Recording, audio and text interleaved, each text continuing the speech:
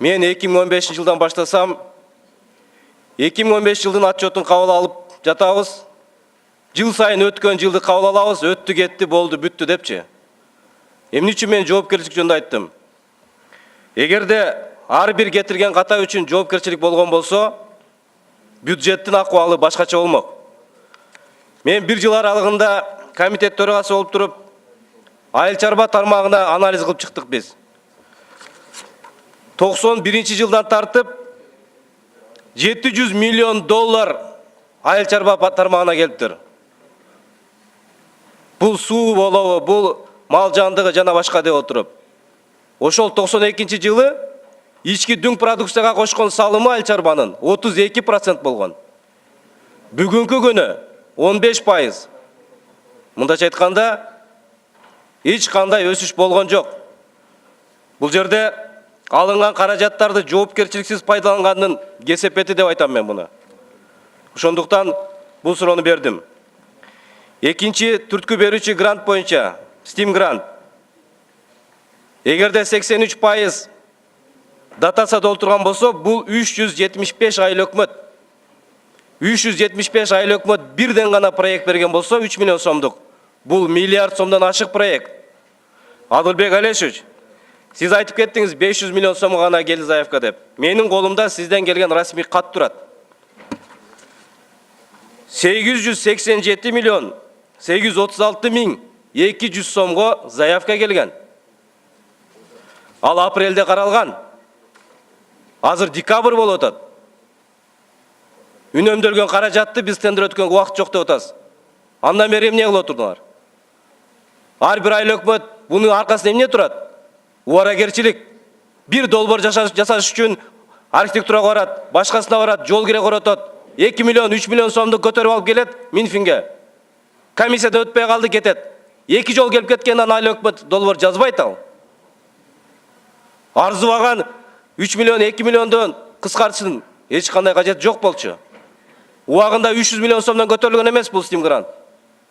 Биз ошол жерде демилге көтөрүп отуруп 400 миллион сом, акыры 500 миллион сомго чейин көтөрүлдү.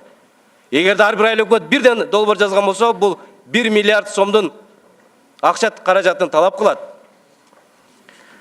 Азыр жаңы токтом чыгарып, жаңы жоболор чыгарып, райондорго берип, ошолор аркылуу келип атат. Макул. Бирок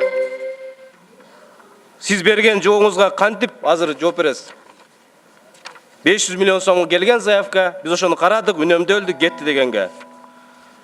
Экинчи, урматтуу депутаттар, биз комитетте чечим чыгарганбыз. Ушул STEAM гранттын көлөмү 500 миллион сомча калсын деп. Таза сууга 500 миллион сом каралсын. Приоритет катары таза суу болуп атат. Агрардык саясат комитетинин сунушун карап да койгон жоксуздар. Биз регионалдык өнүктүрүү комитети катары, агрардык саясат комитети катары айыл чарба багытына болгон каражаттарды, таза сууга болгон каражатты көтөрүү боюнча сунуш киргизгенбиз. Эмне, жогорку кеңеште бир эле комитет барбы? Башка комитеттердин ой пикири бул жерде кабыл алынбайбы? Анда биз эмне үчүн комитет өткөрүп сүйлөйбүз дагы сунуштарды киргизебиз? Урматтуу Сооронбай Шарипович, жаныңызда, катарыңызда, аркаңызда отурган чиновниктер, эгерге сизге туура маалымат берсе, так ачык айкын маалымат берсе, көрсөткүч башкача болот. Реалдуу кадамга келе турган болсо, урматтуу депутаттар, биз бюджет бул, мыйзам. 2016 жылы мыйзам кабыл алганбыз. Мыйзамда так жазылган цифрларды карабастан туруп, чыгашаны кылдык дагы азыр алып келип деп, ошону тактап бергиле деп атабыз. Жогорку кеңеш макул деп атабыз. Жогорку кеңештин бюджет жөнүндө эмне айттым. Келебиз менен урматтуу Сооронбай Чынбайакунович, жардамчыларды, айдоочулардын бардыгын баш тарттык деп, 65 миллион, 100 миллион сомго чейин үнөмдөйбүз деп жар салдык. Мына көрсөткүч. Бул изменения менен биз жылдан аяғына чейин барабыз. 3 миллион сом болгону үнөмдө болуптур. Мен муну менен Жогорку Кеңештин аброй жаман жакшы деп айтышынан алысмын. Бир кадамга барарда реалдуу көрсөткүчтү карап туруп, прогнозду карап туруп барайлы дедим.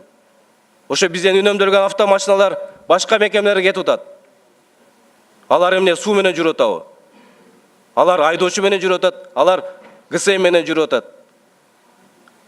Парламенттик башкаруу деп атабыз. Парламенттин мамлекеттик деңгээлдеги аброй болуш үчүн Жогорку Кеңеште дагы өзүнө ылайыктуу мыйзамда көргөзүлгөн нормалар так сакталыш керек. Албетте биз бюджетте сын пикирлер менен колдоп беребиз. Бирок эске салып кетейин, урматтуу Сооронбай Шарипович, ушул айыл өкмөттөрдү дотация толтурган айыл өкмөттөргө бөлүнгөн каражаттарды келечекте кыскартуудан алыс болсок.